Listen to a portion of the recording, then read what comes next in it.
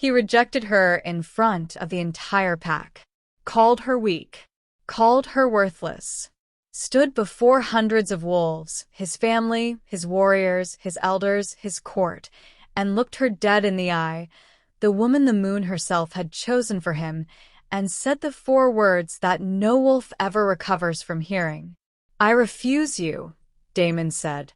And then he turned and walked away, not with guilt crawling up his spine, not with a single backward glance. He walked away the way a man walks away from something that has ceased to matter, like she was a pebble he had found in his boot and finally shaken loose. Like she had never, in all the years they had breathed the same air and walked the same stone paths of the Iron Peak Pack, been anything at all. Her name was Nora, Omega Wolf, Healer, the quiet girl in the back of every hall who knew 17 uses for dried yarrow and could close a wound with her bare hands and had, for 21 years, asked nothing of anyone and received nothing in return. She had a face that people called kind, which is another way of saying they could look at it without discomfort and forget it without guilt. She had hands that had saved more lives in that pack than any warrior standing in that courtyard. And she had a heart that had loved the bond the moon gave her, fully and without reservation, for 3 entire months before the man it pointed toward finally turned around and told her it was a mistake. His name was Damon, Alpha of the Iron Peak Pack, tall, dark-eyed, carved by ambition into something that resembled a man but functioned more like a strategy. Powerful, celebrated, and, in the way of powerful, celebrated men who have never once been told no, completely certain that his choices were correct simply because they were his. He rejected her because she was an Omega, because the Iron Peak Pack ran on strength and projection of strength, and he needed a partner who could match his aggression in the field, not one who smelled of healing herbs and spent her evenings writing in a journal. He had already chosen a new mate, a strong, high-ranking she-wolf from a neighboring pack who would make the alliance he wanted and the impression he needed. The Omega was simply a loose thread. He tied it off. He never once considered what he was throwing away. Nora did not scream. She did not curse him. She pressed her lips together, lifted her chin exactly high enough to signal that she was still standing, and walked out of that courtyard without a sound, out of the gate, out of the territory, out into the wilderness, with a bag on her back and nothing else. And the pack watched her go, and did nothing, because that is the thing about packs. They follow the alpha. And the alpha had already looked away. She walked into the wilderness. The wilderness gave her a king. His name was Ronan.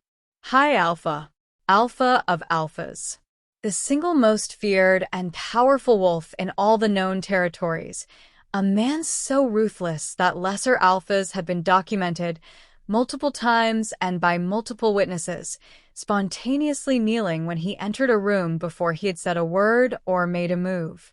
He ruled the northern kingdom from a palace of iron and old stone, and he had never loved anyone, and he had decided, with the careful deliberateness of someone who has analyzed the risk and found it unacceptable, that he never would. He was cold. He was controlled. He kept his heart under lock and guard the way lesser men kept their gold.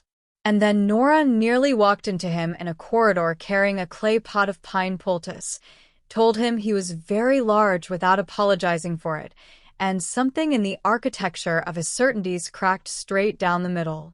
Months later, a letter arrived at the Northern Palace. A wedding invitation. From Damon, the same alpha who had stood in a courtyard and called her nothing was getting married, and had invited the most powerful wolf alive to watch. He wanted the favor, the alliance, the image of the high alpha at his wedding like a crown on his ambition. He wrote the letter with the smooth confidence of a man who has never had to account for what he discards. He did not know that the woman standing at Ronan's shoulder when that letter arrived, the one who went very still the moment she saw the seal, the one whose hand the king quietly covered with his own before he said a single word, was her. The woman he rejected. The Omega he called nothing. He was about to find out. And by the time that wedding ceremony ended, he would spend the rest of his life wishing he had never written that letter at all. Chapter 1. The Iron Peak Pack was not cruel in any theatrical sense. They did not beat their Omegas or chain them in the lower quarters. They were simply indifferent. Omegas in Iron Peak were functional. They cooked, they cleaned, they healed the wounded, they kept the fires burning in the halls where the Alphas and Betas held their important meetings. They were the scaffolding that held the structure up and were never once confused with the structure itself. Nora had grown up inside this indifference the way a plant grows up inside a wall, pressing toward light through whatever gap she could find, living on less than she should have needed, so accustomed to the smallness of her allotted space that she had stopped noticing how small it was.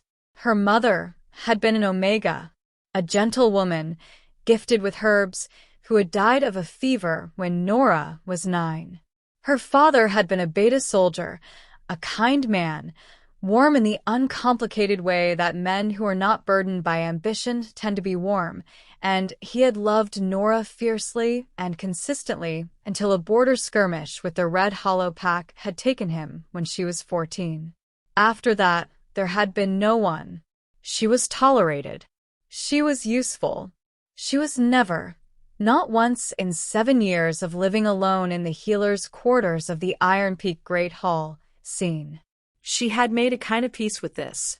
Not a happy peace, more the variety of peace you make with weather.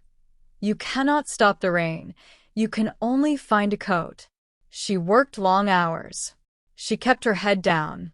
She found, in the precision of her work, in the knowledge that this herb and this dosage and this wound wrap, done correctly, kept a person alive, a satisfaction that did not require anyone else's acknowledgement. It was enough, most days. Then, on the night of the first full moon of her 21st year, the mate bond arrived, and her definition of enough collapsed entirely. The bond was not subtle. Nothing about it was shy or gradual or open to interpretation. It hit her like a physical thing, a vast, warm, ancient certainty that landed in the center of her chest and said, with the absolute authority of something older than language, "Him. Look at him. It is him." She had looked across the great hall, through the crowd of warriors and council members and ranked wolves celebrating the end of a successful autumn hunt, and found Damon already looking back at her. For 3 seconds, she counted them, afterward, the way you count the seconds of a beautiful and terrible thing, something moved across his face. Something that looked, in the firelight and at that distance, like recognition. Like the bond had hit him too, and for just that moment, he was as unguarded as she was. And then a council member said his name, and the moment closed, and he looked away. She told herself, he needs time. Bonds are complicated for alphas. There are politics and optics and the particular vulnerability of a powerful man who must be seen to choose rather than to be chosen. She was patient. She waited. She waited 3 months. In those 3 months, Damon did not come to her, did not seek her out, did not acknowledge her in any corridor or hall or healing room she occupied. He walked past her the way you walk past furniture, not unkindly, simply without registering that she was there at all. The bond ached in her chest every time, a low persistent throb that she had learned to breathe through and to conceal, because showing pain in the Iron Peak Pack was an invitation you did not want to extend. The pack noticed. Packs always notice. The whispers started quietly and built the way whispers do, not into shouts, but into a constant ambient murmur that surrounded her everywhere she went. One evening, a beta named Cole from Damon's inner circle had positioned himself in the corridor outside the healer's quarters with the expression of a man who believes he is doing a kindness. "You know he's going to reject you," Cole had said, in the tone of someone delivering news they find privately entertaining. "Right? You do understand that. Everyone does. An alpha like Damon with an omega mate, it would make the whole pack look weak. He can't. He won't. You should probably start preparing yourself for it. Nora had looked at him for a long, calm moment. Thank you, Cole, she said, with the absolute serenity of someone who has decided they will not perform distress for an audience. I'll keep that in mind. And she had gone back to her room and spent 20 precise minutes crying into her pillow and then washed her face and returned to the drying racks where her herbs were waiting. Because someone in this pack would need those herbs in the morning and they would need them done right, and she was the one who was going to do them. The rejection came on a Tuesday. Damon called a formal pack gathering, the kind that brought everyone to the great courtyard, ranked and arranged in the tradition of the Iron Peak, the inner circle at the front, the lower wolves fanning out behind. Nora arrived because attendance was expected, standing near the back with two other healers, her hands still faintly stained with the blue-black of the woundberry dye she had been processing all morning. She still did not know what the gathering was for. She found out when Damon stepped onto the raised stone platform and said, in the formal carrying voice he reserved for official proceedings, "It has come to the attention of this pack that there exists a supposed mate bond between myself and a member of this pack." The courtyard went very still. He found her in the crowd. Their eyes met, and she understood, in the half-second before he continued, exactly what was about to happen. There was nothing she could do. She stood very still and let it happen. Damon, Alpha of the Iron Peak Pack, hereby formally reject the mate bond between myself and Nora of the Iron Peak Pack, he said. I renounce any and all bond connections between us, now and in perpetuity, before this pack as witness. I require a partner capable of matching the strength and standing of this pack. An Omega cannot fulfill that role. This pack stands on power, and I will not compromise that for a bond one did not choose. He looked away from her before the last word was fully out. Already moving on. Already done. Someone in the crowd laughed. Just once, just briefly, the way you laugh when something is easy to laugh at and you have not stopped to consider whether you should. And then the silence came back, but it was a different silence, thick with the particular shared relief of a crowd that has watched someone else be publicly reduced and is grateful not to be that person. Nora stood in it. She thought about her mother. She thought about her father. She thought, I will not cry here. I will not give this place that. She held Damon's gaze for 3 seconds after he looked back at her, just long enough for him to know she was still standing, and then she turned and walked, not ran. Walked out of the courtyard, down the familiar stone path, into the healer's quarters. She packed without thinking, her mother's carved comb, a journal, her herb kit, 2 changes of clothes, her worn winter cloak. She did not say goodbye to anyone, because there was no one to say goodbye to.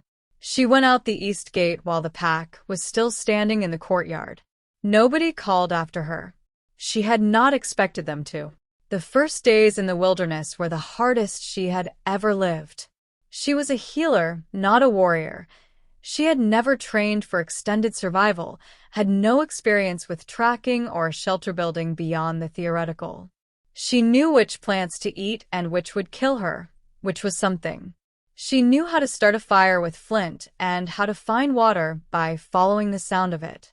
She survived on competence and stubbornness while the rejection bond tore through her like a second heartbeat in the wrong rhythm, a constant reminder, with every pulse. Found. Refused. Not wanted. She allowed herself 3 days of grief. On the first day she cried, properly and completely, until there was nothing left to cry. On the second day she was too hollowed out for crying, so she lay in the shelter she had made from pine branches and felt the weight of the silence. On the third day she got angry. Not the hot, loud anger of people who perform their feelings, the quiet, clean kind that does not burn things down but instead settles in the bones and becomes useful. She thought, I am still here. I walked out on my own feet. I am still breathing.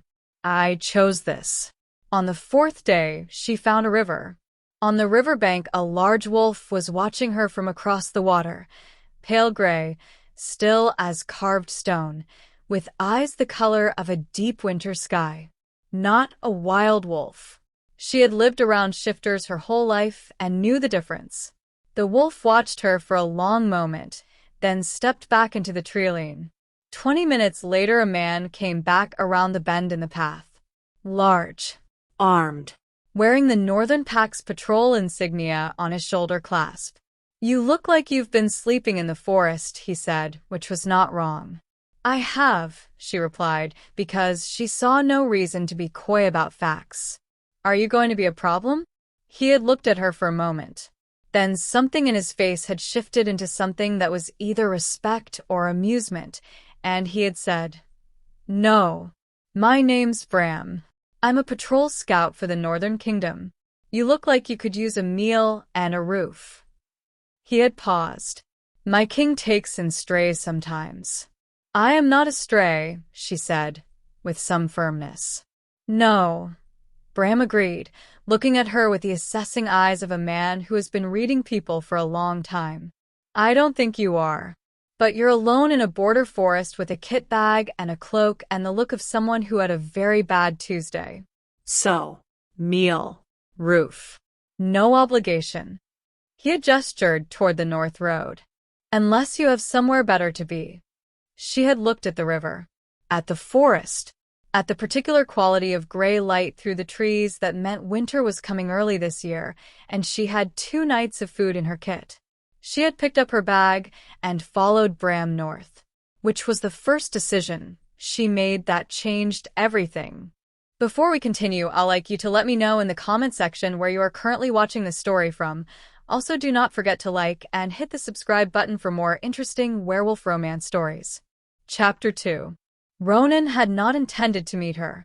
He had been told by Bram's advance message that a healer from an unnamed pack, recently rejected, clearly competent, not a threat, my king, I'd stake my record on it, had been brought to the palace and placed under the care of the healer's hall. He had written back, fine. If she's useful, she stays. He had returned to the border report he had been reading and thought nothing more of it. He was not supposed to meet her. He met her 11 days after she arrived, on a morning when one of the eastern corridors was blocked by a repair crew fixing a crumbling stone arch, and he had taken a different route through the palace, and she had come around a corner in that different route carrying a very large clay pot of pine and wolfsbane poultice at roughly chest height, and they had very nearly collided. She stopped first, pulled the pot against herself, looked up. He looked down at her. He was significantly larger than her. This was just physics. He was larger than most people, and he was wearing the expression that a decade of ruling had settled onto his face as its default, severe, contained, not particularly inviting. He had a scar along his left forearm from a challenge fight at 22 and the posture of a man who has never stood anywhere without filling the entire space. People generally, upon suddenly finding themselves very close to him, went one of 2 ways, apology or silence. She went neither. You're very large, she said, in a tone of pure observation, as though she were noting the height of a ceiling. He had no immediate response to this. People did not, as a rule, simply state descriptive facts about him in neutral voices. Yes, he said, because it was accurate. I almost dropped this, she said, meaning the pot. You didn't, however, he said. That is because I have good reflexes, she said. And because I was watching where I was going.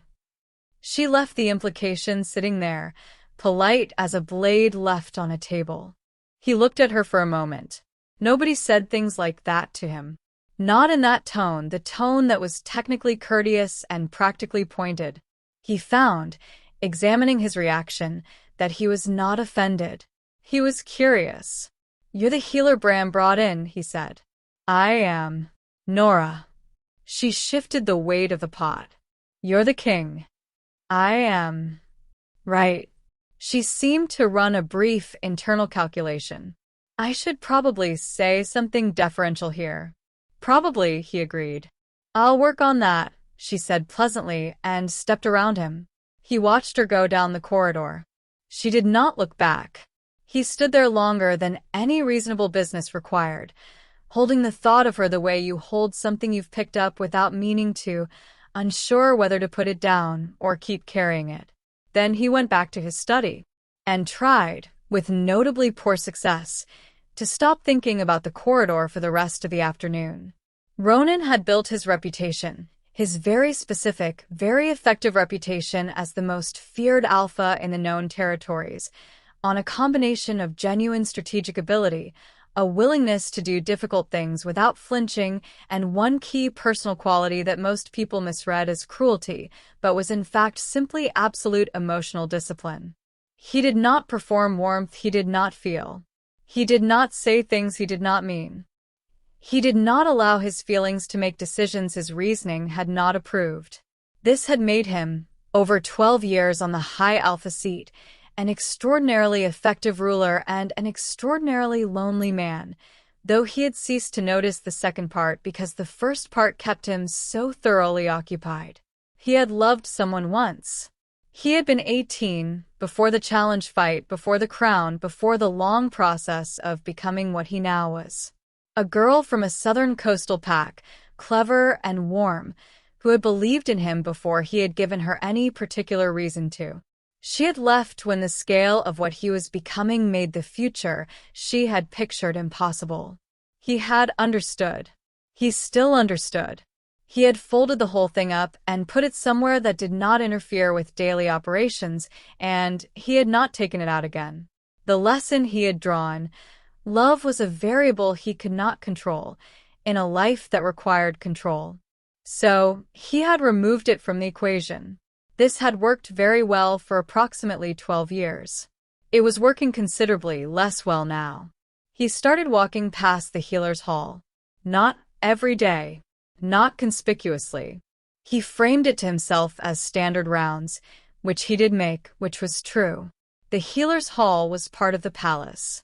It was a legitimate stop. He was checking on operational efficiency. He was watching her work and finding reasons to stay in the doorway a moment longer than necessary.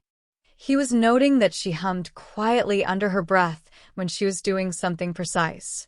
That she had a way with frightened patients, the young soldiers who had taken their first real wounds in training and didn't know how to be vulnerable, that was both efficient and, somehow, deeply kind. That she made every person she attended to feel like the most important person in the room, not because she performed it, but because in that moment they actually were. He was telling himself none of this was significant. 3 weeks after the corridor, he sent for her officially. A young warrior, Finn, had taken a bad sword wound in the northern training yard, and his recovery had been mentioned in the morning report. Ronan had questions about the prognosis. He needed to speak to the healer in charge of the case. This was entirely practical. She arrived at his study and sat down across from his desk with the same open, unhurried manner she brought to every room she entered, and looked around at the walls. "You have a great many maps," she said. "I rule a large territory," he replied. "That's not a border atlas, though," she said, pointing to the large detailed chart pinned near the window. "That's a forest grid. Those are density markers."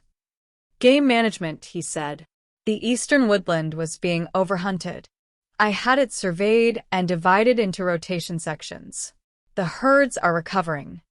She looked at the map, then at him, with an expression he could not immediately categorize. "I expected war maps," she said. "Things you were planning to take, not forests you were trying to protect." "People usually assume those are the same ambition," he said. "Are they?" "No," he said. "One is acquisition. One is stewardship. They require entirely different thinking." She was quiet for a moment, processing this in the way she processed things, visibly, with her full attention. "Your counsel gives you very polished answers," she said then, not as an accusation, just a statement. They do, he agreed. Does that bother you? Frequently, he said. Good decisions require accurate information. Accurate information is rarely polished. Then why do you let them keep doing it? He tilted his head slightly. That is an unusually direct question to ask a king. You seemed like someone who would prefer that, she said simply. What made you think so? The game management forest, she said, nodding at the map. Someone who only wants to hear what they want to hear puts portrait paintings on their walls. You put rotation grids. He sat with this observation for a moment. He was not accustomed to being read. He was accustomed to being feared or deferred to, which were two very different things from being seen. He decided to trust it. You were rejected, he said quietly. Bram told you, she said. Bram tells me most things. It's his most reliable quality. He paused. I wanted to hear it from you, if you're willing. She was still for a moment. Not wounded still, not brittle, the kind of still that means someone is deciding how much truth to trust another person with. Then she told him. Not every detail, but the shape of it. The pack, the bond, the 3 months of waiting, the formal gathering, the walk out with her bag, and her absolute refusal to give them her tears. She told it without self-pity and without excessive editorializing, the way someone tells a thing when they have already done the hardest work of integrating it. He listened without interrupting. When she finished, he was quiet for a long moment. He is an idiot, Ronan said finally. She blinked. Whatever she had been bracing for, careful sympathy, political neutrality, polite discomfort, it had not been that. Something happened in her face. Not quite a smile, but the thing that precedes a smile in someone who is trying very hard to be dignified and has been ambushed by an unexpected warmth. I think, she said carefully, he simply did not want me. Then he is an idiot, Ronan said again, with the same simple certainty, as though the conclusion required no further argument. She looked at him for a long time after that. Thank you, she said, for saying that. I said it because it is true. I know, she said. That's why I'm thanking you. Chapter 3. No one in the Northern Kingdom had ever watched their king fall in love. This was because no one had expected to, and because it happened the way the best things and the worst things happen, too gradually to track in real time, so that by the moment you could name it, it had already been true for weeks. It started with the study sessions. Ronan began, in the week after their conversation about the maps, inviting her to his study in the evenings under the plausible cover of needing a healer's perspective on certain decisions, requests for resources from the medical hall, concerns about training injury rates among his younger warriors, the ongoing question of supply lines to the northern outposts in winter. These were all real issues. He genuinely wanted her input on them.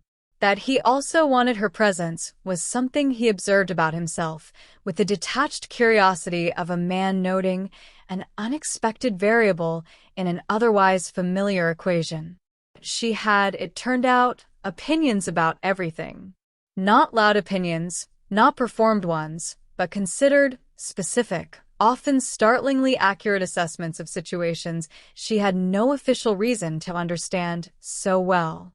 She had grown up in the middle of pack governance without ever being invited to participate in it, which meant she had spent 21 years watching the machinery of power from the outside, noticing everything and formulating views that no one had ever thought to ask for.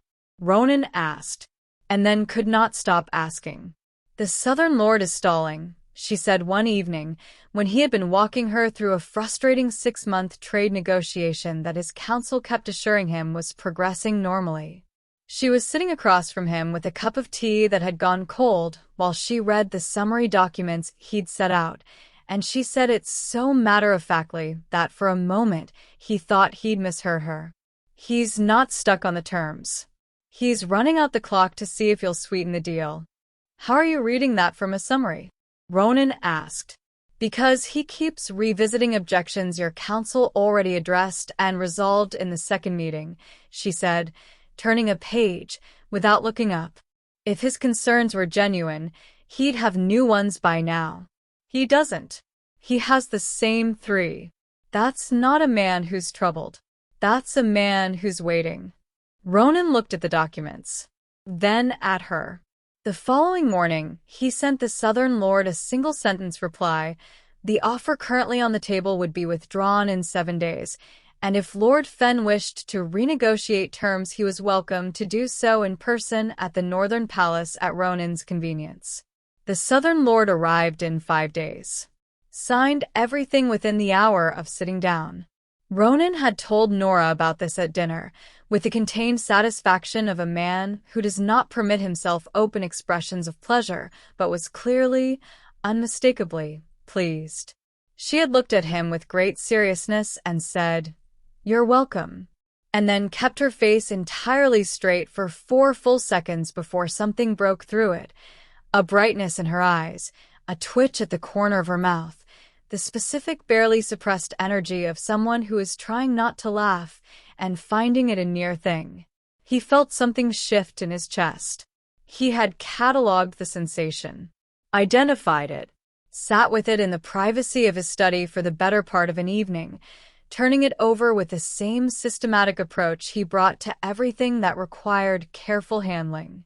He called Bram, who arrived at the study door with the expression of a man who has been waiting for this particular summons for 3 weeks and is trying not to appear smug about it.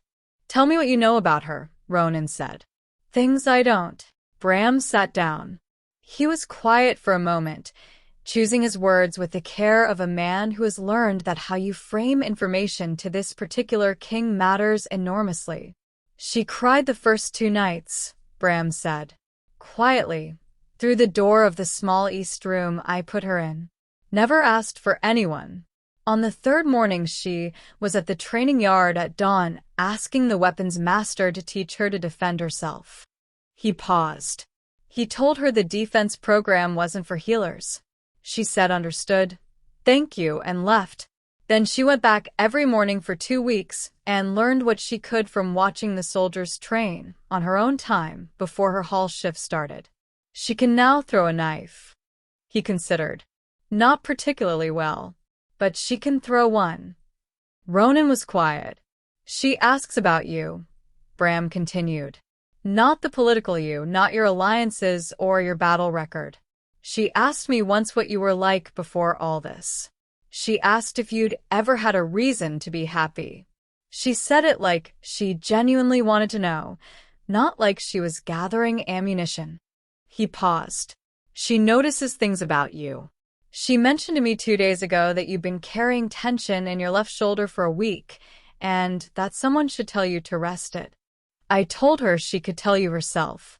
She said, he smiled, just barely. She said she wasn't sure you'd take the advice from her yet, but that she was keeping track. Ronan sat very still. "My king," Bram said gently, "I've been with you for 12 years. I have watched you do things I thought were impossible. I have also watched you do something I did not think was possible, which is accidentally become a person who is good for another person without meaning to." He paused. "I think she's good for you too. What you do with that is entirely your own business. I just wanted you to have the information." He looked at the fire for a long moment. "I don't know how to do this," Ronan said. It may have been the most honest sentence he had spoken in a decade. "I'm aware," Bram said. "Start by being honest about that. It's generally a reasonable place to begin most things." He found her that evening in the Eastern Garden, a small stone-walled square at the palace's outer corner, where the old oak tree grew, where the kitchen staff ate their lunches and the young healers took their breaks. She was on the stone bench with her journal, writing with the focused intensity she brought to everything she did. She heard him coming. She always did. He was a large man and not built for quiet, whatever his reputation for controlled stillness might suggest. She looked up. He sat down next to her on the bench, which was not quite large enough for him, and looked forward with his elbows on his knees and his hands clasped. "I need to tell you something," he said. She closed the journal. "All right," she said. "For a long time," he said, I made a decision that certain things were not available to me. Not because they were impossible, but because they were incompatible with the kind of ruler I needed to be. I locked them away. I was very thorough about it. She waited. She was very good at waiting. You are making that decision significantly more difficult to maintain, he said. The garden was quiet, wind in the old oak, a distant fire somewhere in the palace walls, the particular quality of outdoor silence that exists only in the very late evening. Is that a complaint? She asked. He turned to look at her. I haven't decided yet, he said. Something moved across her face, careful and warm, and trying not to hope too fast. You could feel it without deciding anything about it, she said. That's available too. Feelings don't always need a verdict. I'm not very good at that. I know. She was quiet for a moment. I'm not particularly good at it anymore either. After what happened, I told myself I was fine without this, that it was simpler, cleaner. She looked down at the journal in her lap. I was wrong. It's not simpler. It's just lonelier. I don't want it to be lonely for you, he said. It came out more plainly than he had intended, more plainly than he said most things. What do you want it to be? She asked, very quietly. He looked at her. He was not a man who made speeches. He was not built for the kind of eloquence that expressed itself in long sentences. Words had always been slightly unreliable for him in the places that mattered most, too slippery, never quite the right shape for what he actually meant. He had learned to work around this. He reached out, slowly, and laid his hand over hers where it rested on the bench between them. This, he said. I want it to be this. She looked down at his hand, then up at him. She did not move her hand. Okay, she said softly. Okay, he repeated. You said you wanted this, she said, and turned her hand over, just slightly, so that her fingers lay against his palm. I want it too. So. Okay. He sat very still, the way he sat still when something precious was happening, and he was afraid to break it. Then his hand closed around hers. They sat like that as the evening went fully dark, and the fire inside the palace walls burned on, and the northern kingdom stretched away in every direction, stone and iron and forest and sky, quietly, solidly, entirely theirs. Chapter 4. 2 months passed between the garden bench and the letter. 2 months of slow, careful, slightly clumsy becoming. Ronan learned things he had not known he did not know. He learned that sharing a meal with someone you have chosen is different from every other kind of eating, quieter, heavier, better. He learned that being known, truly known, by another person did not require the surrender of anything worth keeping. He learned, against every decision he had previously made, that love was not a variable you could remove from the equation without the equation itself changing into something less accurate. Nora learned things too. She learned that the cold reputation was real, and also not the whole story, that underneath it was a man of extraordinary care who had simply, for a very long time, directed that care entirely toward the kingdom and nowhere else. She learned that he was funny, in the dry, extremely deadpan way of someone who has never performed a feeling in his life, and therefore, when something genuinely strikes him as absurd, it lands with unexpected precision. She learned that he slept badly when the border dispatches were bad, and that he would not say so, but she could always tell by the way he held his left shoulder. He told her about the challenge fight, about the girl who had left, about the particular quality of loneliness that comes with being the most powerful person in every room you enter. She told him about her mother's carved comb and her father's laugh and the 7 years of invisible survival in a pack that had never once thought to ask how she was doing. One evening, when he had been particularly tense about a set of Eastern Border reports, and she had told him, very plainly, that he was allowed to be worried and did not have to perform certainty at all times, he had looked at her and said, I have not been fine numerous times. I was simply fine about not being fine. She had stared at him. That, she said slowly, is both deeply impressive and genuinely concerning. I am aware, he said. You can also, she told him with great care, not be fine about not being fine. That is an available option. It does not disqualify you from being king. He had thought about this for a long time. It was a Tuesday, again, of all the days it could have been a Tuesday when the letter arrived. Ronan was in the war room when the courier brought it. Nora had come in 20 minutes earlier with a bowl of broth and the specific expression of someone who has decided to be very casual about the fact that they have noticed you have not eaten since this morning. She had set the broth on the corner of the long table and was reading one of the Eastern reports over his shoulder. She had started doing this in recent weeks, and he had, with no particular fanfare, begun leaving reports accessible in a way that made it easy, when the courier knocked and entered and placed the sealed envelope on the table. She did not see the seal at first. She kept reading the Eastern report.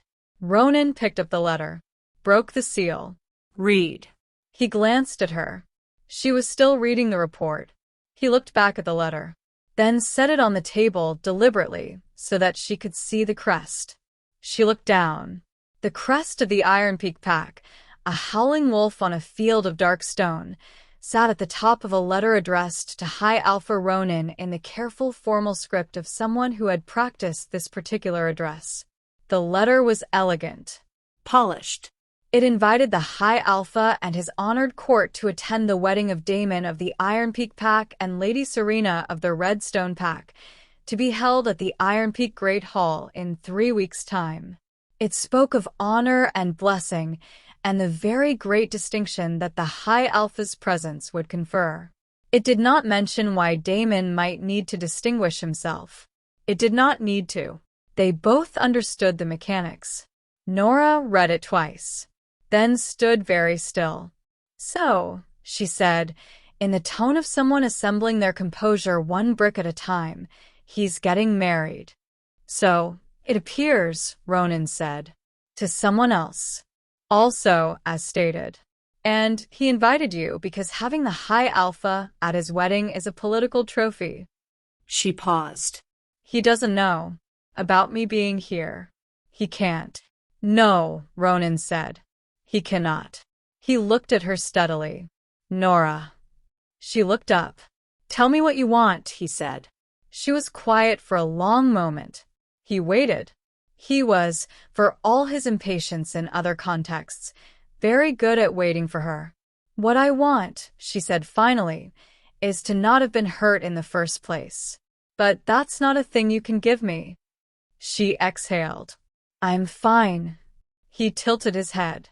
I am fine, she said again, with slightly less structural integrity.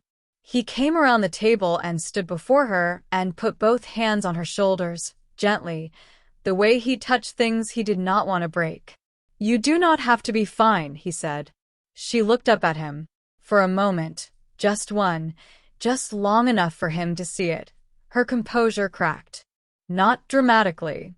A hairline fracture, visible only to someone paying close attention. He was always paying close attention. He humiliated me, she said quietly, in front of everyone I had ever known.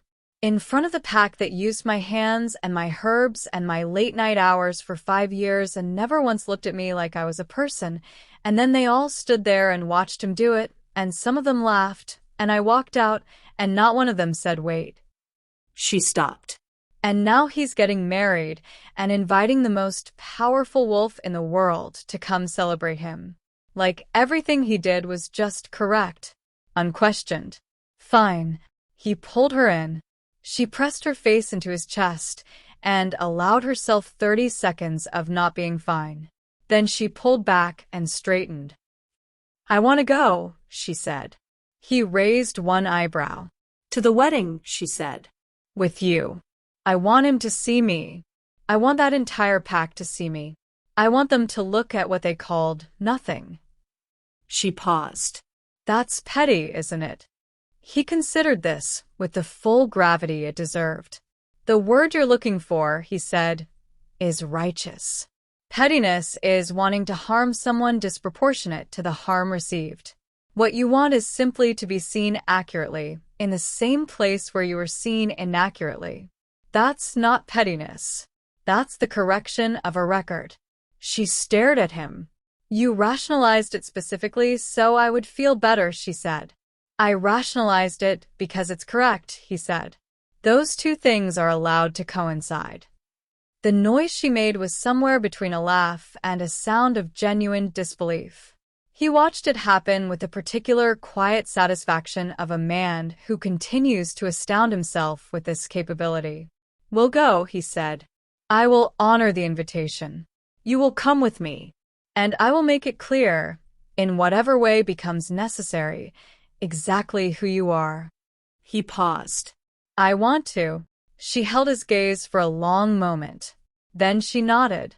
He pulled her back against his chest, and she let him, and the northern kingdom stretched on beyond the war room windows, iron and forest and mountains and all the distances that were, in every way that mattered, entirely theirs. Chapter 5. The morning they departed for the Iron Peak Pack, Nora stood in front of the bronze mirror in her chamber for a long time. She was not, as a general matter, vain. She had not had the luxury of vanity growing up, no mother to teach her the careful arts of it, no resources to practice it, no one who would have noticed the results if she had. She had always been practical about her appearance in the same way she was practical about everything. Necessary maintenance, no excess. But she was going back to a place that had watched her be publicly reduced, and she was going back not as the woman they had let leave, but as the woman she had become since then. That was not vanity. That was armor. And she was choosing it deliberately. She dressed in the deep green gown the palace seamstresses had made her 3 months ago for a formal council dinner. Forest green silk with silver thread at the collar and cuffs, the kind of color that made her dark hair and dark eyes land with full weight. She wore her hair down, clean and deliberate. She looked at herself in the mirror for a long time. She did not look like nothing. Ronan was already mounted in the great courtyard when she came down, dressed for state travel in dark formal clothing with the high alpha's clasp at his shoulder, the restrained, unhurried richness of someone who has never needed to announce their power because it has always preceded them. Bram and 12 northern guards were arranged behind him. The whole formation communicated, without trying to, exactly what it was. He saw her come through the palace doors and went very still for a moment. Not the kind of still that precedes action, the kind that is the action. The kind that means, this. This is the thing I'm paying attention to. You look, he said, exactly like yourself. Is that a compliment? She asked. It is a statement of fact, he said. It is also a compliment. She mounted and fell in beside him. He turned his horse south, toward the border territories, toward the Iron Peak Pack, and everything that waited there. Ready, he said. She looked ahead at the road. At the mountains she was leaving behind. At the distance between here and the place she had walked out of with a bag and a cloak and 3 months of suppressed grief. I've been ready, she said quietly, since the day I walked out of that courtyard. They rode. The journey took 2 days through the old neutral valley, ancient wolf country, deep forest and stone corridors, neither northern nor Iron Peak territory, the kind of landscape that has been contested and eventually abandoned and is now simply wild. By nightfall of the first day, Nora had settled into the quiet companionship of the road in a way that felt, she thought, specifically like a person who has found someone they can be quiet next to. Not silence as absence. Silence as a shared and comfortable room. At the way station camp that night, she sat across the fire from him and stared into it for a long time without speaking. He waited. He was always better at this than he appeared. I keep thinking about what I'll feel when I see him, she said finally. And, Ronan said, I don't know yet. I thought I'd be angry. I am a little, but it's small anger. like the last bit of wind in a sail that's mostly gone still. She looked at the fire. The strangest part is I can't say he ruined everything, because if he hadn't done what he did, I wouldn't have left. And if I hadn't left, I wouldn't have found this. She glanced up at him, across the fire. So, I'm trying to decide if I'm grateful or furious. Both seems accurate, he said. Both seems exhausting, she replied. Most accurate feelings are, he said. She almost smiled. Almost. There was something in her face that was the feeling directly underneath a smile, the warmth without the expression yet. That's either very wise or very depressing, she said. It may be both simultaneously, he said. She did smile then, briefly, with something rueful and real in it. He watched it and thought, that man will see her tomorrow. He will stand in his great hall in his wedding finery, and he will see her, and he will have to know, really know, with no cushioning argument available, what he threw away. And there will be nothing he can do about it. Ronan was not, as a general principle, a person who found satisfaction in others' misfortune. He was a practical man.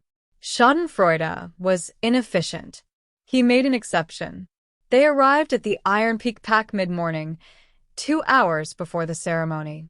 The territory announced itself, boundary markers, the layered smell of a large established pack, smoke from the great hall fires, the pine garland dressing on the gates that meant celebration. Children ran in the outer yard. Pack members moved with the busy, distracted energy of people who have a big event to host.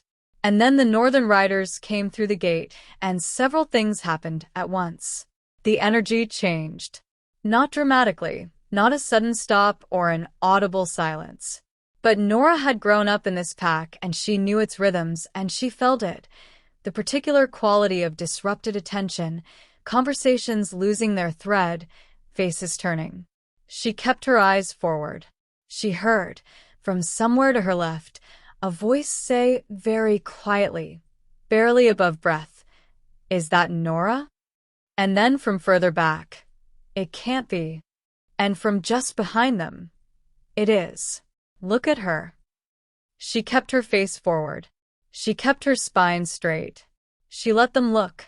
Ronan rode beside her and said nothing, but she felt, in the slight change of his posture, that deliberate, barely perceptible squaring that communicated I am paying attention and my attention has weight, that he had heard it too. The great hall steward came rushing out as they drew up at the entrance, bowing deeply and apologizing for the lack of formal receiving party, and explaining that they had not anticipated quite such an, that is, they were of course honored, that preparations were. "There's no urgency," Ronan said, dismounting with the unhurried calm of a man who knows that everything waits for him. "We're on time." He came around to Nora's horse and held up his hand. She did not need help dismounting, and they both knew it. She took his hand anyway. He kept it, tucking her hand into the crook of his elbow, his large palm settled over her fingers against his sleeve. The steward's eyes moved between them rapidly. The high alpha and his, the steward started. "His companion," Ronan said. "Nora." He looked down at her as he said it, briefly, clearly, with a directness that left no room for softening. Just her name. No pack suffix. No rank identifier. Her name. In his voice, in the entrance of the place that had once declared her not enough, spoken like something that was simply, self-evidently true.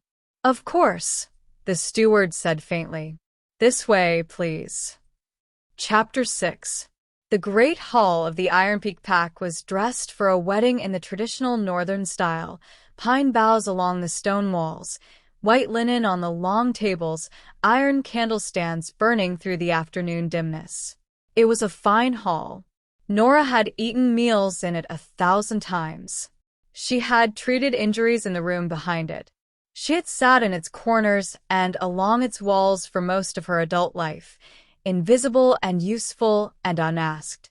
She walked in through the main doors on Ronan's arm. The hall did not go silent. What it did was more specific and more interesting than silence. All the conversations shifted in register simultaneously, becoming quieter and more pointed, as though a single collective attention had turned. Faces moved. Eyes found the northern party and stayed. She kept her gaze straight ahead. She did not look for faces she recognized. She did not allow herself to scan the room for the particular face she most and least wanted to see. She walked at Ronan's side and let the room look at her and said nothing to any of it. A woman blocked their path near the front section. Petra, who had been the pack's most reliable archivist of Nora's failures, a woman who had spent the years since the rejection finding small, consistent ways to remind Nora of what she was and what she was not. Petra was staring at her now with an expression that was attempting neutrality and achieving only a wide-eyed blankness. Nora caught her eye, held it for exactly 3 seconds, then let her gaze move on.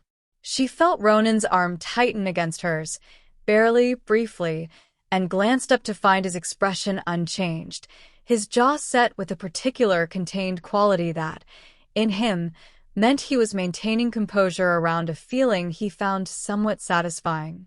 They sat. The ceremony began when Damon entered from the side door. She looked at him. She had spent the 2-day journey not knowing what this moment would feel like. She had braced for the bond's old ache, the bruise of a rejection that had been absolute and public, and she had braced for anger, and she had braced for grief, and she had braced for the specific horrible cocktail of both that had been her companion through the worst of those early wilderness nights. She felt, instead, something very quiet. He looked the same. Of course he did. People always looked the same. He had the same broad shoulders, the same confident stride, the same settled certainty of a man who has never been seriously questioned. He was standing at the front of the hall waiting for his bride, and he had not yet seen her. She watched him and found that the thing inside her that had once been shaped around him, the wound space left by the rejection, was simply not there anymore. It had healed. Not quickly or cleanly or without scarring, but it had healed, and now she looked at him across the hall of her old pack and felt something so quiet it barely had a name. A kind of settling. A closing. He looked up. He was scanning the hall the way alphas always did, reading the room for power, cataloging the attendance.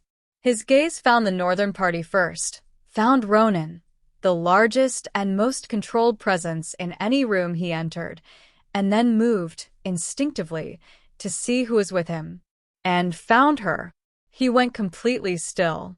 The kind of stillness that isn't composure, the kind that is the body's automatic response when something has hit it and all non-essential processes have stopped. Nora held his gaze. She gave him nothing. Not anger, not pain, not triumph, not forgiveness.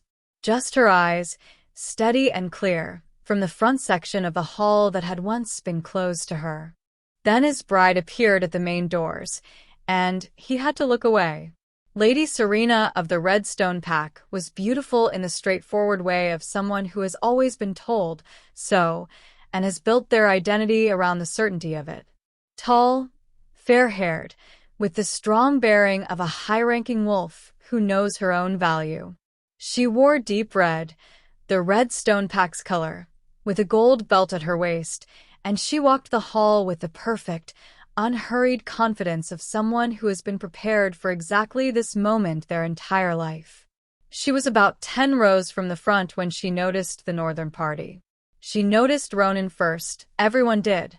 And then, with the quick assessing intelligence of a woman who has been told things and is now comparing them to what she sees, she noticed Nora. Nora watched her take the inventory. The dress. The silver threading. The position at the high alpha's side. The particular quality of the king's attention, which was not the attention of a man escorting a servant. Serena continued to the front of the hall and took her place beside Damon. The pack elder began the ceremony. The old words, the bond witnesses, the invocation of the moon, and the blessing of the union. The hall was warm and candlelit and formally, correctly beautiful. It was almost over. The elder opened his mouth for the final blessing. Serena raised her hand. The elder stopped.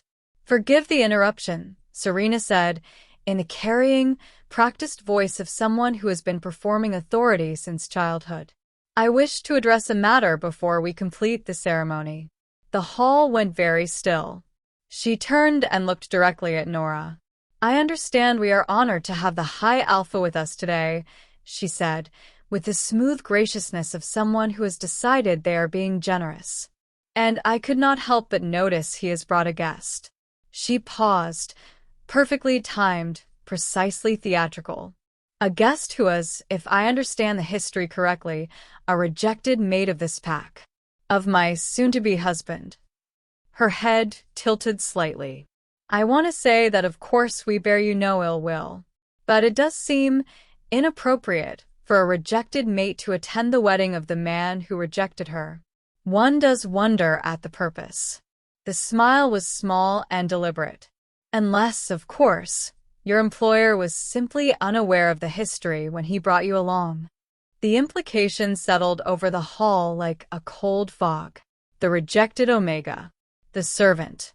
The inconvenient fact that the powerful man had unknowingly brought to his host's wedding.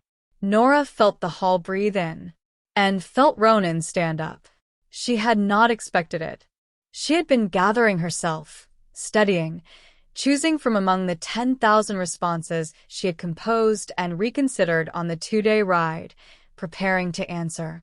She was prepared, but Ronan stood. He stood with the particular, devastating unhurriedness of someone for whom everything has always waited and always will. He did not raise his voice. He did not need to.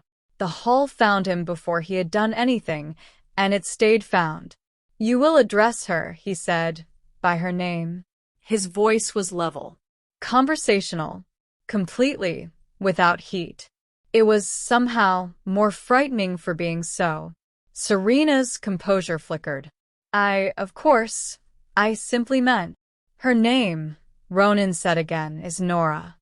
He paused. "She is not a servant.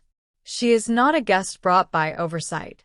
She is not a footnote to anyone's history, least of all to the history of a pack that did not have the sense to know what they had."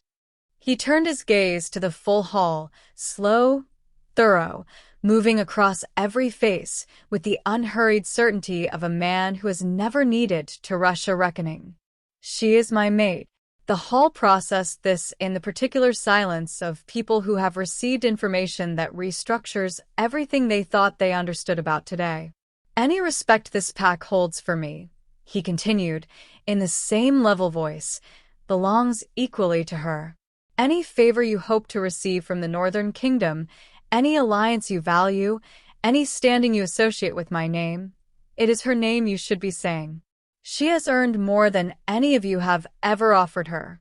And any person in this hall," his gaze settled finally, briefly on Damon, "who disrespects her, disrespects me. I will not explain that a second time." He looked back at Serena. "You were saying something about a blessing," he said pleasantly. The silence that followed was not the silence of a room that had nothing to say. It was the silence of a room that had too much and no safe place to say any of it. Serena stared at him.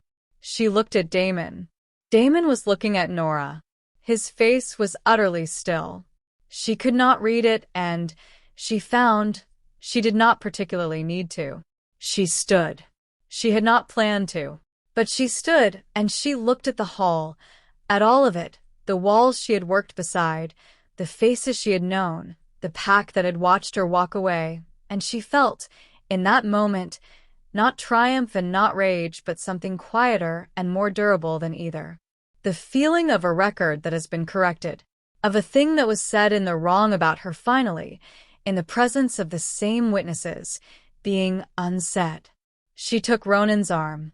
She looked at Serena. "Thank you," she said. Simply, clearly, for the introduction. and she turned and walked out.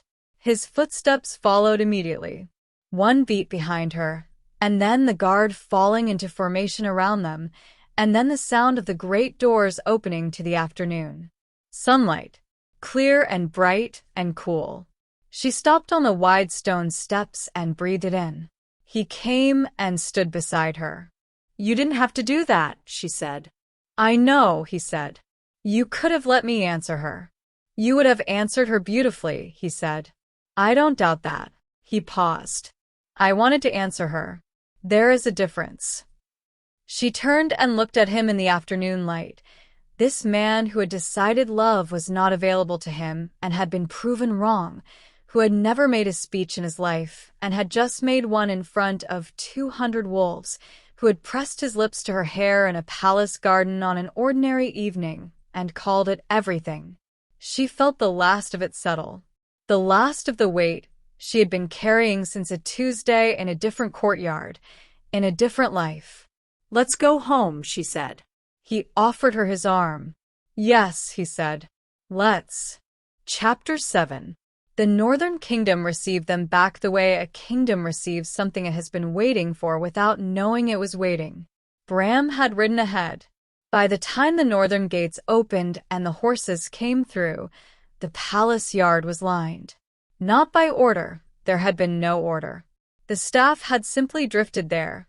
Healers, guards, cooks, and kitchen hands, the young soldiers who trained in the outer yard every dawn and who had, over the past months, quietly adopted Nora as someone whose presence in their world they had no intention of losing. They stood in the gray afternoon, and they were there. She had not expected it. She pulled her horse up just inside the gate and looked at the lined yard and felt something catch so hard in her throat she could not speak. Bram was at the front, in his patrol insignia, wearing the expression of a man who has been carrying restrained delight for several days and is very much enjoying the release of it. He nodded at her, one small, decisive nod that said, "There you are."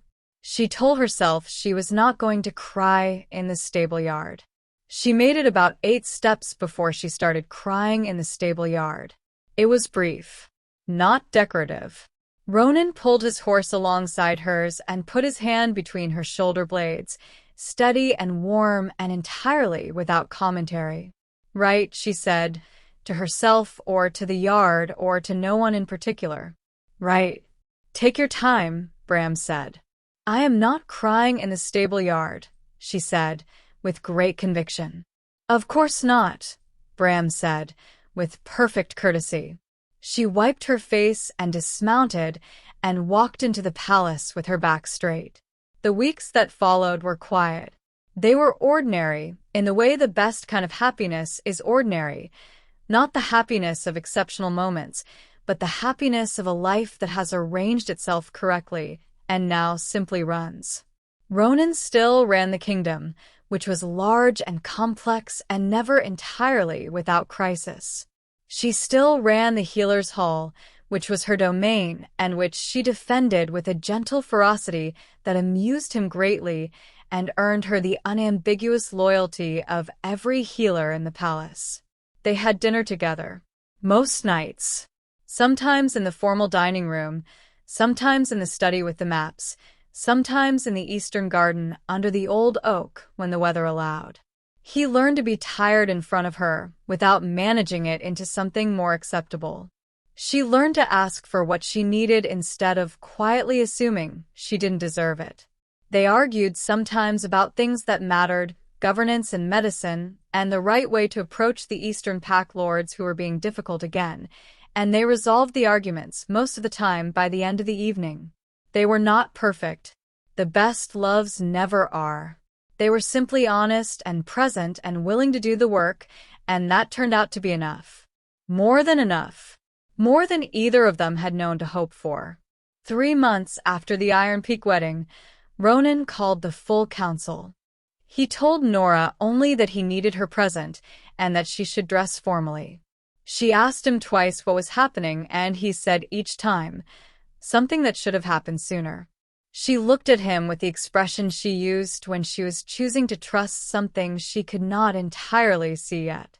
The throne room was full. Council members, senior warriors, pack elders, the household staff in their formal dress. Bram stood to the right of the dais, wearing the expression of a man who has been containing something for 3 months and is about to be permitted to set it down. Ronan was already at the front of the room. He stood when she entered, as did everyone else. She was not quite used to this yet. She walked forward and reached him. "I should warn you," he said, quietly enough that only she could hear, "that I had a speech prepared." "And," she said. "I have forgotten most of it," he said. "Well," she said, "you'd better do your best." He turned to the room. "This kingdom," he said, in the formal voice he used for addresses, "has been without a queen for the entirety of my reign. I did not think that would change. I had decided, wrongly, that certain things were not available to me. I was wrong." A pause.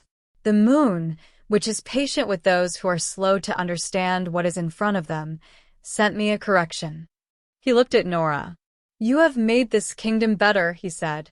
"Not because of your knowledge, though you know a great deal. Not because of your work, though you do more than this council has ever properly acknowledged." He held her gaze. "Because of who you are. You walked into a wilderness with a bag and a cloak and built yourself a life in it, and then you walked into mine, and I have been," he paused, "working against 12 years of reserve. I am grateful for it. Every day. I am grateful for you." The throne room was silent. "Nora," he said, "will you be my queen?" She looked at him. She thought about a courtyard, and a Tuesday, and a walk out through a gate with nothing. She thought about a riverbank and a border scout named Bram and a corridor collision smelling of pine. She thought about a garden bench in the evening dark and a hand closing over hers and 2 words. This. I wanted to be this. She thought about Damon and his face in the great hall and found that what she felt about him was not quite anything anymore. Not anger. Not grief. A neutrality so complete it was almost kind. She set him down, right there in the throne room of the Northern Kingdom, and did not pick him up again. "Yes," she said. The throne room erupted. Wolf warriors do not express approval quietly. They never have. There were shouts and raised hands, and Bram made a sound that was entirely, comprehensively undignified, and absolutely did not appear to regret it. Ronan stepped forward and put his hands on either side of her face, gently, and kissed her. In the throne room, in front of the full council, the High Alpha of the Northern Kingdom, who had been described in formal dispatches as cold and who had not shown a public crack in his composure in 12 years of rule, kissed the healer from the Iron Peak pack who had told him he was very large in a corridor and had not apologized for it. The noise got louder. She pulled back and looked at him. "You forgot the speech," she said. "I remembered the part that mattered," he said. She could not argue with that. Chapter 8. The coronation was held under the first full moon of the following month, in the great square of the Northern Palace, in front of more wolves than the square had ever held at once. They had come from everywhere, not because they were required to, because the story had spread. Stories like this one always spread through pack bonds and courier routes and the particular unstoppable velocity of something that people need to believe in, and because there was something in it that people wanted to be near. The Omega who walked into a wilderness and walked out a queen. The cold king who turned out not to be entirely cold. The moon which is patient and which was right all along. Nora wore silver. Silver-gray silk with deep blue at the hem and collar, and the northern crest embroidered in thread the color of the old mountains at the shoulder. She wore her hair up for the first time in her life, held with pins that had belonged to northern queens before her, a line that had gone empty for a long time and was now being filled. She stood in the square under the full moon and felt the weight of the crown before it touched her head. Not the physical weight, the other kind. She thought about her mother, who had been an Omega and had been good and kind and gifted and had never been given anything that was actually hers. She thought about her father, who had called her by her name every day like it was something worth saying. She thought, if they could see this. She thought, I think they can. Ronan placed the crown on her head.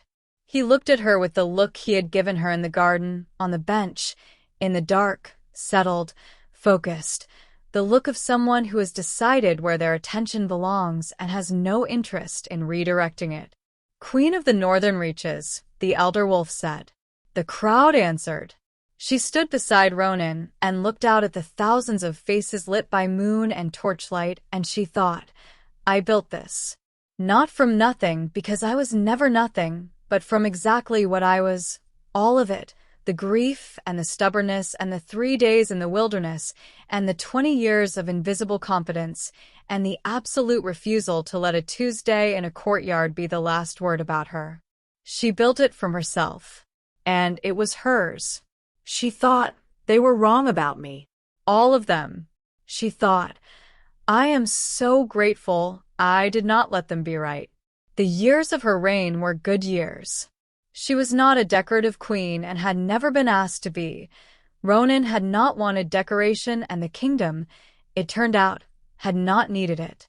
She took her council seat formally and held it with the same preparation she brought to everything. Some council members adapted immediately. Some adapted after it became clear that their resistance was simply making them look less competent by comparison. The Healer's Hall became something exceptional under her direction, the best-staffed, best-supplied medical facility in the known wolf territories, a training center that drew students from packs across the land. She negotiated, in her 3rd year as queen, a treaty with the Eastern Pack Lords that closed a standoff Ronan had been managing unsuccessfully for 5 years, because she sat at a formal dinner and listened to the Pack Lords not say what they meant and heard what they actually meant, and gave them that instead. Ronan had read the signed document and looked at her across the table with the expression she had learned meant. How? They kept talking about their children, she said. All of them. Every single one. That's not small talk, that's a theme. They're not worried about territory. They're worried about what they leave behind. So I gave them succession security language. Inheritance protections. It costs us nothing meaningful. It cost them nothing they were actually afraid of losing. I want it formally noted, he said, that I knew you were this good before anyone else did. You thought I was going to drop a clay pot on you, she said. I thought you were interesting, he said. The pot was a secondary concern. Sure, she said. He was smiling. He smiled more than he used to, still quietly, still rarely enough to mean something, but it was there, and she had done it, and she allowed herself to know it. The first child came in the 4th year of her reign. A boy. He arrived with his father's dark eyes and his mother's expression, that specific look, calm and assessing, that Ronan had once told her seemed to be evaluating several things and choosing to comment on only one. They named him Cole. Nora had chosen the name without reference to the beta from her old pack who had told her to prepare herself, and perhaps that was the point. Cole was simply a good name. It was hers to use now. The second child came in the 7th year. Another boy. They named him Fen, for the fenlands at the edge of the northern forests, the wide wet meadows that flooded in spring and turned gold in autumn, and that Nora had loved from the first time she saw them. Fen arrived with the same dark eyes and the same stubborn refusal to do anything at a pace he had not personally approved. The 3rd child came in the 9th year. A girl. She arrived on a clear winter morning when the sky outside the palace windows was the very specific pale blue that only exists in deep winter, and she arrived as though she had decided the exact right moment had come and had been waiting for it.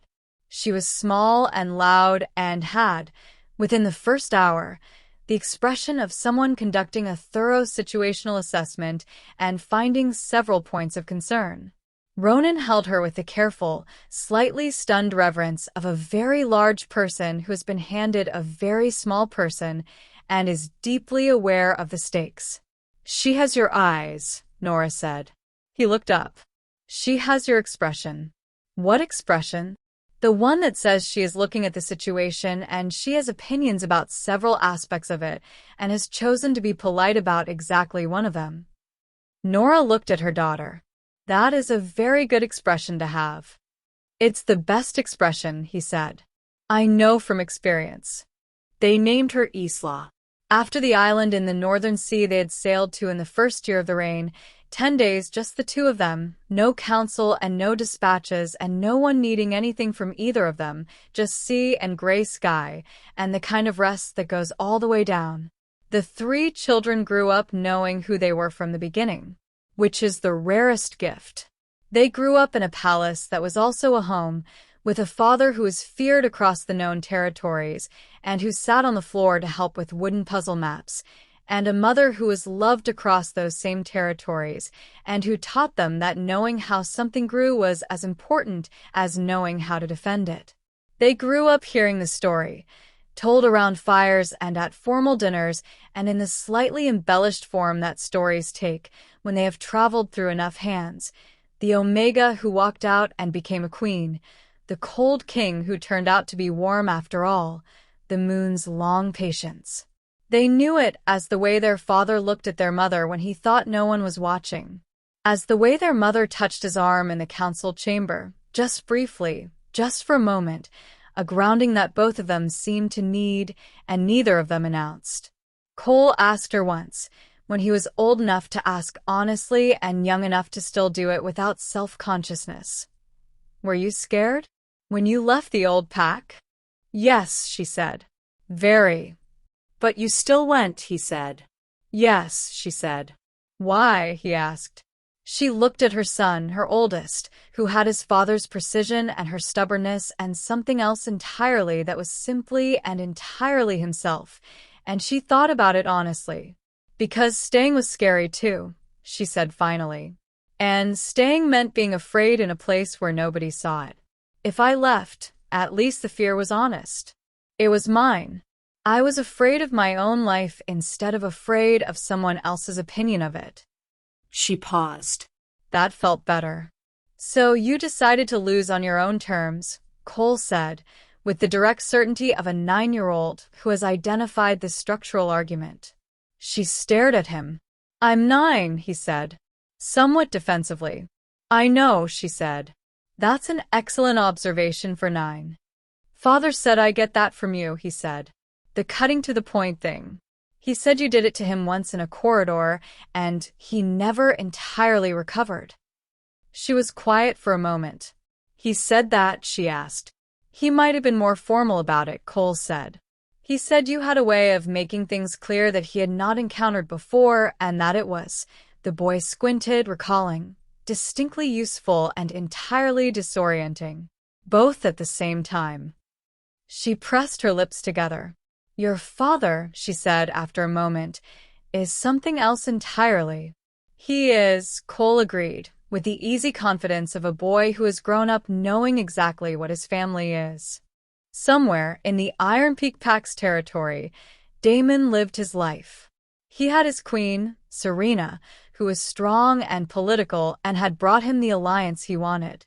He had children of his own, and a pack that was prosperous, and the respect of his peers.